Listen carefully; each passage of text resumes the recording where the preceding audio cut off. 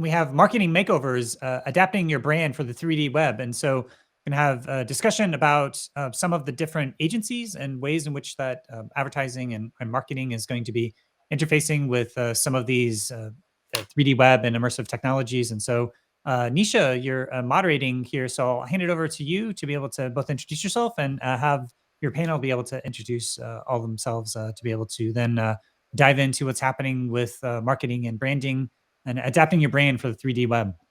Absolutely. Thanks, Kent. Great to see you. Hey, everybody. So my name is Nisha Burton. I am the co-founder and CMO of Reflective Brands. We're a creative agency that specializes in immersive technologies, very passionate about all things immersive tech. And I'm joined here with great panelists, James Watson, who is the founder and CMO of XR Tech Marketing, Shreya Bansal, who is an XR designer, and we have one more panelist who hopefully will join us soon, Catherine Henry, the SVP of Growth for 5G and XR Creative Innovation Strategy for Media Monks. So Catherine is here. We'll just start in on having you both briefly introduce yourselves, and then we'll jump into some questions. Ben, James, how about we start with you? Sure. Sorry, yeah, absolutely. So yes, I've been involved in marketing for, almost 20 years now. Starting off at an ad agency, then moving into experiential marketing, and that's where I came across XR writ large, and particularly through VR, and then various other channels. And I've set up a marketing company which focuses specifically on XR companies and helping them kind of bring their products to the market and kind of work out marketing strategy. So yeah, really looking forward to this discussion. Thanks for being here, long-time XR tech specialist. So great to have you here. Shreya, how about you go next? Yeah, hi. First of all, I'm really honored to be here sharing this platform with you all. And just a brief introduction about me. I am currently working as an XR designer at one of the big 4 companies, and I've done my master's in immersive media design from MIT Institute of Design, Pune. And during that time, I was also associated with a company called Immertive, based out of Hyderabad, India, where I was designing VR experiences to train healthcare practitioners for cancer screening. And I have also been a finalist in 2 global design competitions. One was RO Plastic Prize, which was displayed in Milan Design Week, and the other was VR ARA Global Design Competition 2020. So like that has really helped me communicate with the global design community.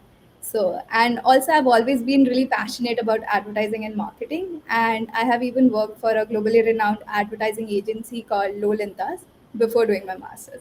So overall, I just feel very proud to be one of the early members in this industry, as I can contribute to the growth as well as be a small part in shaping the way how this industry is progressing.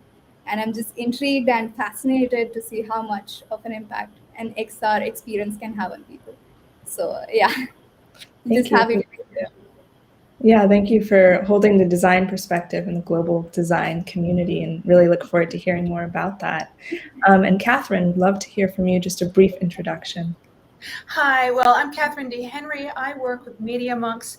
We have been working in the digital media space since the dawn of the .com era, and we have been pushing the boundaries with virtual and augmented reality since really the very early days, since we were able to put on headsets and experience these things. And since then, we do live events, virtual augmented reality events, both for PC, mobile, and for headsets. And we're super excited about the potential both for business as well as entertainment.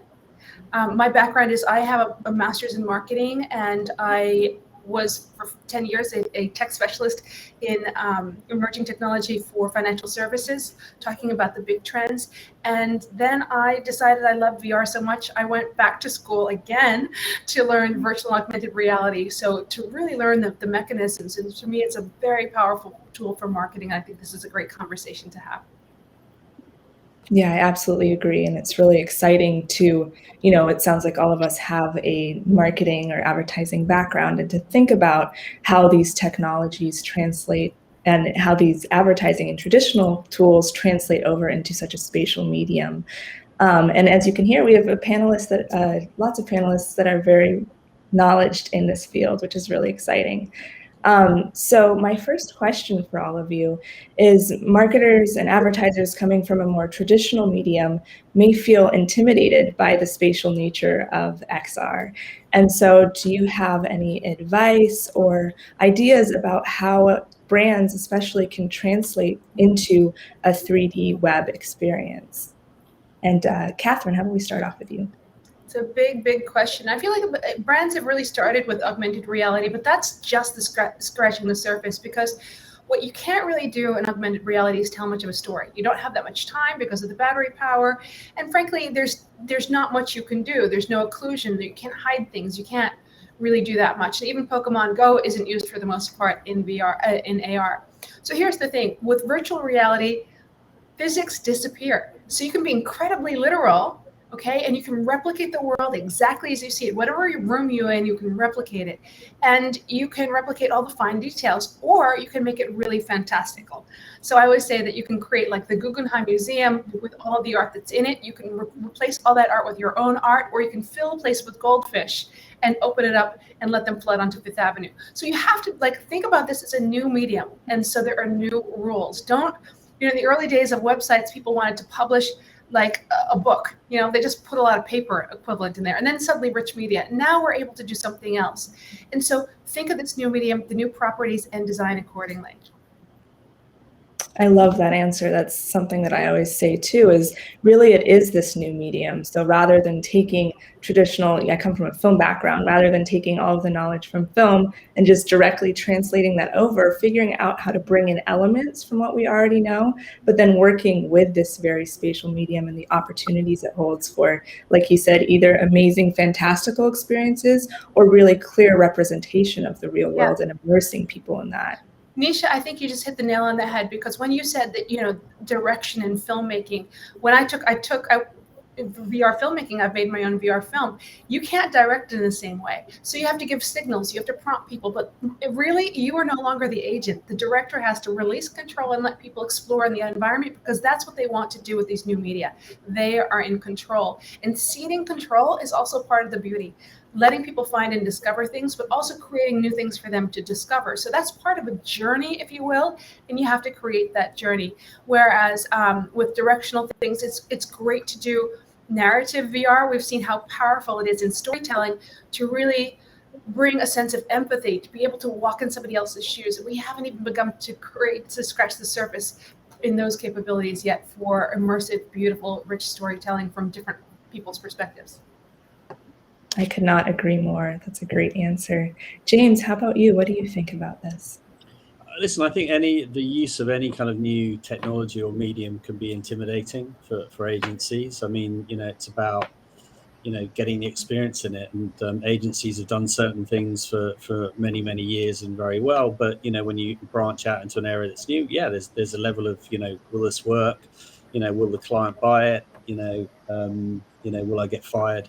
Whatever it is. And I think, therefore, it's natural to be a bit sort of concerned about going into it. But I think really, the way agencies should approach using this technology is kind of no different to any other sort of new project they'd approach. It's like, what are you trying to achieve? How are you going to use it, and what's going to be judged as successful? And I think also they need to sort of think, this is about using it in the right way, using immersive technology, XR, whatever we'll call it, needs to move away from being the shiny new toy and something you do just because, clients think it's cool and fun to do. Yeah, there's an element of that. And there's initially there's nothing wrong with that, because that's how you can often get people on the hook. But, it is another really good tool in the marketing box. It is not a silver bullet. It doesn't change everything, but it absolutely is something in for certain projects, certain campaigns is brilliant and a really good fit. Other times, if you try and force it in, it just isn't really the best use of it, and it switches people off. So it's all about, the more agencies understand it, the more they'll use it appropriately, and therefore that will help it grow. It's when it's used, in the wrong instances that actually it does real damage, and it switches brands off, it switches consumers off, and they kind of can even discount it and say, actually, I don't really, think that's particularly good technology, which of course, we know it is. So yeah, be a little bit intimidated, but also be pragmatic in how you approach that, for sure. I think that's a great point you're bringing up. Something I talk a lot about is the why. Why are you selecting this medium? Because really, if you think about transmedia storytelling, there's different mediums that are great for telling different pieces of the story, showcasing the brand in its different elements. So really, as you all are thinking about, everybody listening, thinking about using this medium, think about why you're interested, this specific spatial medium, why you're interested in doing that. And Shreya, I would love to hear from you what you think. Yeah. So I think what you put across right now is saying one thing that we need to ask ourselves is why. So I think that is what we as designers also need to ask that. And but I also feel that like traditionally also, since ages, advertising, the formula for advertising has always been novelty. Like that's where you kind of hook the customers, and that has always been the first variable. So I also feel that there's something called as Maya, which is like most advanced yet acceptable. So that's like a sweet spot between bringing the consumers from one end to the other end. So I think that is what brands can literally leverage. So designing something which is familiar yet it is surprising. So or designing something which is surprising yet familiar, so it just becomes comfortable for the users, for the consumers to adapt to the whole thing. So I think that is a sweet spot that the brands need to work upon. So yeah.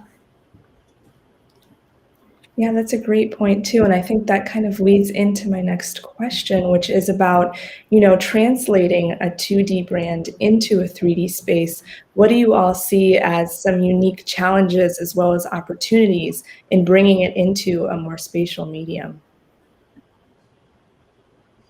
Catherine.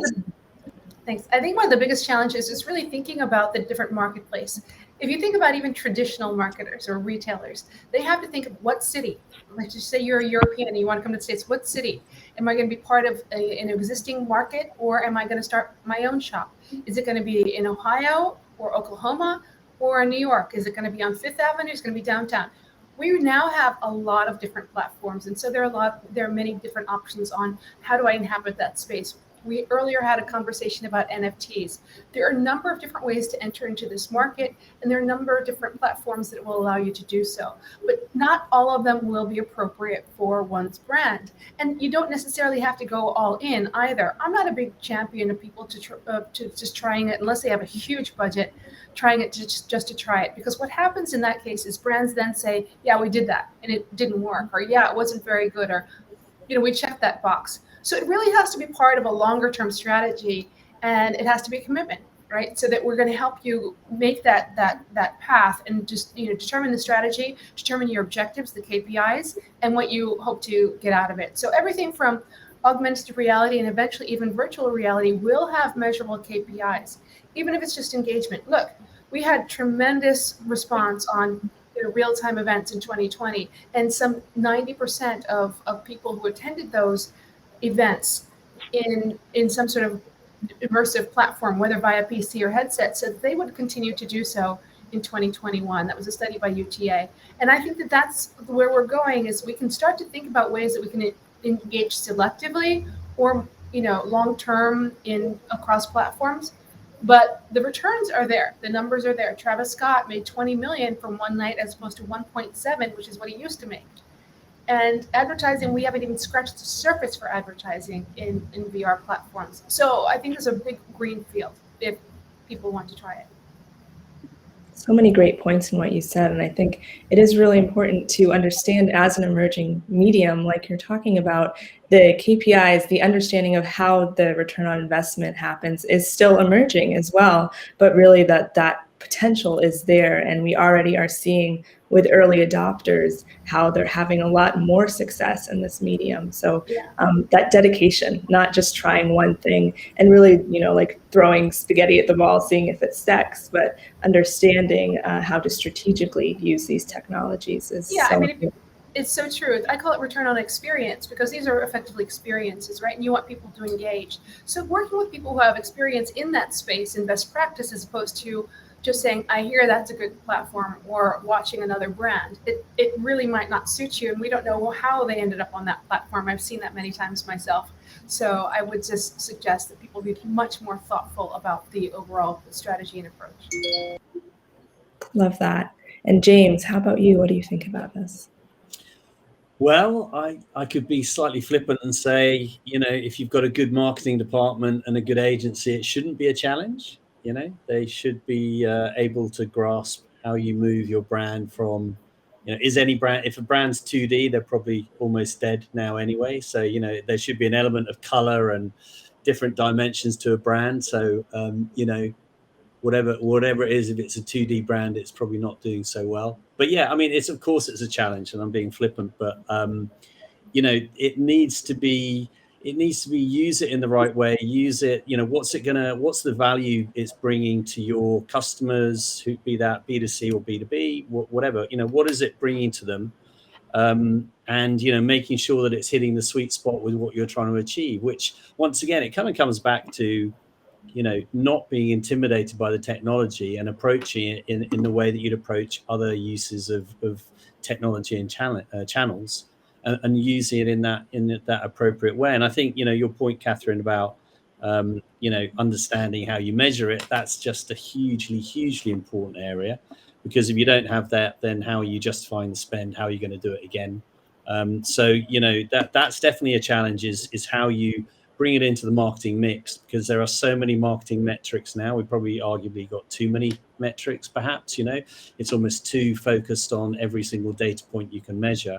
But what you got to be able to do is turn around. If you do, if you're bringing in some augmented reality, if you're bringing some VR, whatever it is, how is that then tallying up to something that you can put on a metrics dashboard and justify the outlay on it? So I think there are plenty of challenges in there. I think, ultimately demonstrating value, return on experience. I think I have heard a couple of times before, Catherine, but it's still a good one. Although adding another acronym in is really going to confuse people, especially when you start talking XR, MR, VR, AR, metaverse. Let's not get into that just yet.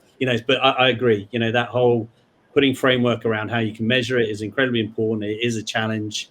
It will get better. It is getting better.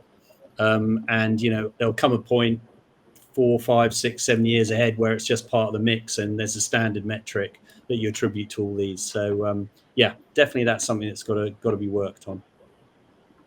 That's a great point. And I think what you're saying is making me think about how do you measure experience, and the value of that versus somebody watching a video or being completely immersed in an environment and having that lived experience that sticks with them.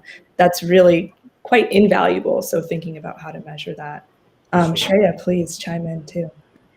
So, one of the major challenges I feel that brands at the ground level who are right now in the 2D space, especially the retail ones, that they are facing is when you have an e-commerce platform, so you have a lot of different products, and when you want to adapt to the 3D web, it needs to be in 3D, right? So converting all those 2D pictures into 3D is one of the blockages or the challenge that the brands face. So a lot of other new technology has been evolving in the space where with just AI, using AI and just images, it could be converted into 3D. And then also there are 360-degree cameras. But all of this a little bit on the expensive end. So I think this is one of the challenges that the brands are facing, retail brands especially. And also a new Canon has come up with this new dual camera recently. So a lot of things are happening in the space, and I think things will resolve for the better. I love that point. It's true to think about how to not just, like we were talking about with film earlier, but not just take these 2D assets and put them in a 3D environment and think that's going to engage users. And that leads really nicely into this next question, which is a little bit about UX, UI. There are things that we're learning in this evolving medium of what works in a spatial environment and what doesn't as far as the user experience and the user interface. So I'd love to hear your thoughts on that when brands are thinking about transitioning into this medium. Catherine, go ahead. I was going to let James go first this time. So yeah, I think brands. I was just kind of distracted too because I was looking at something about Martin Rayala was writing that what can be used to market real products and marketing VR products and services. And Shreya brought up a great point about not just bringing things up. And yes, there are different marketplaces and UX UI behaviors. But for me, it's just understanding that there is a real world economy happening and that people are both creators on the space as well as purchasers. So that we know that from gaming that people are buying a lot, but even in Roblox, people are buying a lot. There's a robust economy, and one could argue that this is one of the platforms that is the most commercial. I mean, every time you come in, you get a present. Why isn't that present branded? I mean, there are a lot of things you can do and I'm working on an article about that. We'll see it in a couple of weeks. But here's the thing. There are ways to very obviously get into this game. And Shreya, you mentioned the creation of 3D assets. So many people are already creating their things in 3D first. We know that already because it's just easier to design these days in that format. So the pipeline from that to say avatar skins or even wherever people socialize, they're going to want to exchange, accumulate, somehow create this signifier between them and the world, whether it's their house or whatever, and they can also help people achieve that as well. So there's a robust economy there. And I think that's bears mentioning because otherwise it's not just putting your stuff up there because everyone's there. They are, but there's also an economic value to be had from being present. If that makes sense. Absolutely. Yeah, the purpose behind it and that there is a market there for it. James, go ahead. Yeah, I mean, listen, UI, UX, all those U's, they're absolutely key to it. And I think, unfortunately, they don't tend to get enough attention. And I don't think there's a particularly good understanding out there of things like, what is the best way to, provide some sort of interface in a VR environment or whatever. And I think that can break it and that can, fundamentally, undermine really impressive creative efforts in those mediums. If you have a poor user experience, much as if you go to a website and you have a poor user experience, it kills it. And I think the skills to do that are developing, but I think it's been an area, I think everyone dived in and kind of let's produce these amazing experiences and all these things we can do with the technology, kind of falling a bit in love with the technology as much for the technology as opposed to, what it can achieve.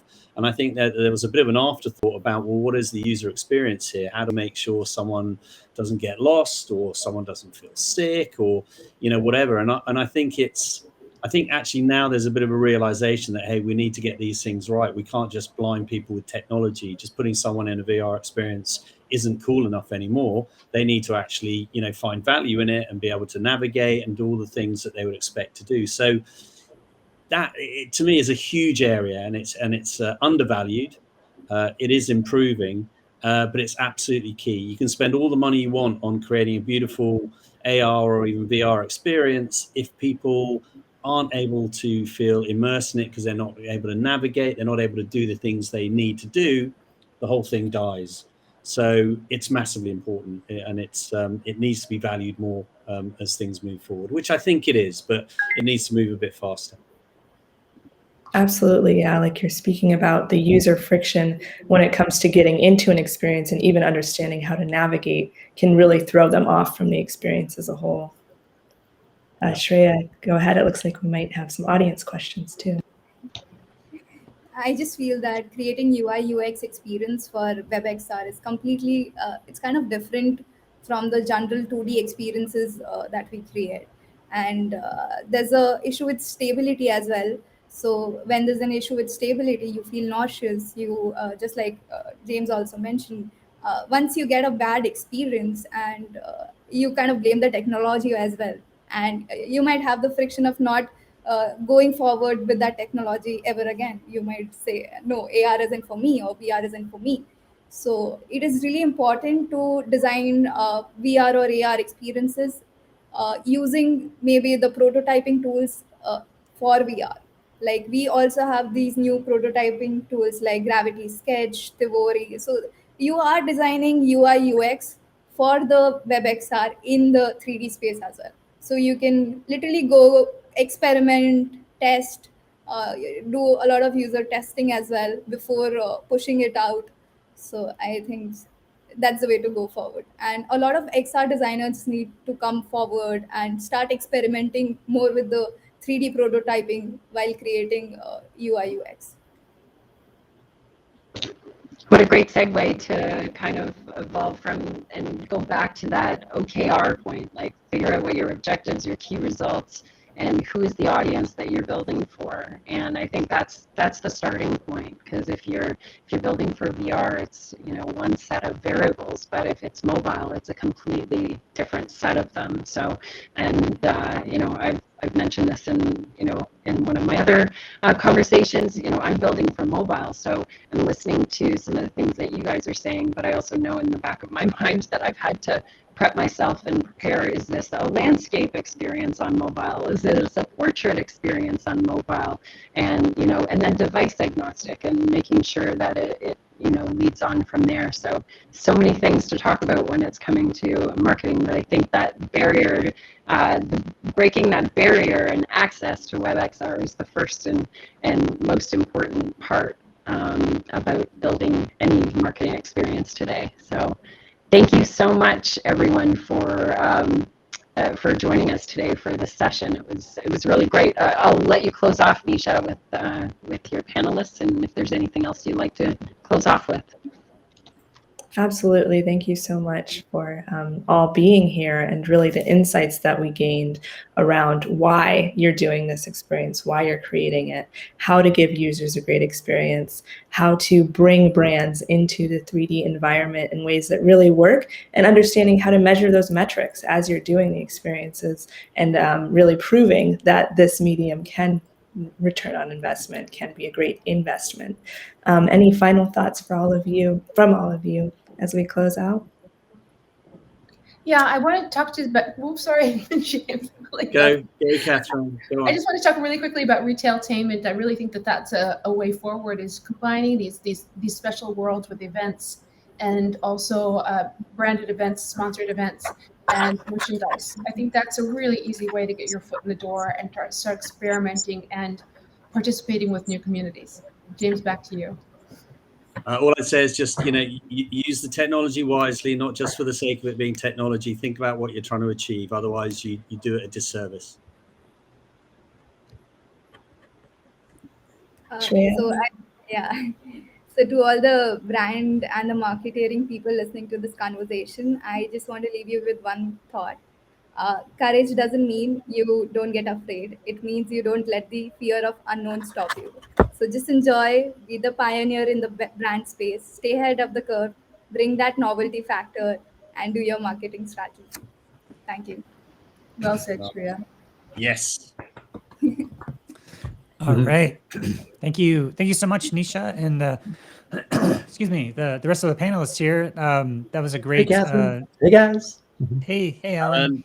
A great overview of all this different stuff. We actually are heading into our first break, a 15-minute break, where we're going to feel free to go check in with all your other obligations for the course of the day. Then we're going to come back for another 3-hour block. We're going to have 2 15-minute talks where we're talking about designing accessible interactions for the immersive web, and then someone from Mozilla Hubs talking about the Hubs Blender exporter. Then we're going to go into 2 half-hour panels, one with designing for multiple inputs across devices, and then how everything will be gamified. Then 2 more 15-minute talks about art and education, and then architecture, which is one I'm really excited to hear from Space Popular. And then finally, 2 30-minute talks for before the next break that's happening 3 hours from now, or 3 hours and 15 minutes from now. We're going to be talking about lighting and texture, as well as this fireside chat that I'm going to have with